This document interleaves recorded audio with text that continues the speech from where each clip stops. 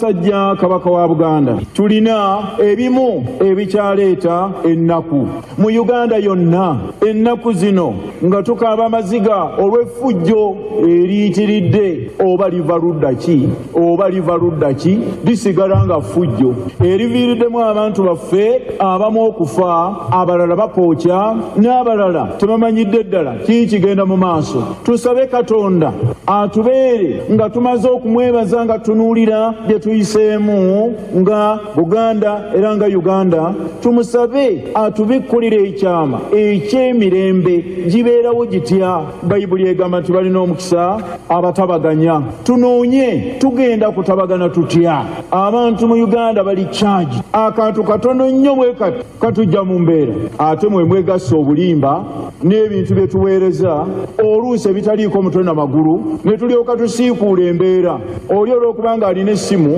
n'abika n'abatannafa. Ebyo nno nga tugenda mu maaso nga Uganda yonna awamu twetaaga okwenenya era bwe tunaaba nga tusabira eggwanga tusabe Katonda atubeere. Twewale ebyo byonna ebisiikuula embeera ebitakula abalala mu maaso, tubyewale. Katonda anaatuwa emirembe.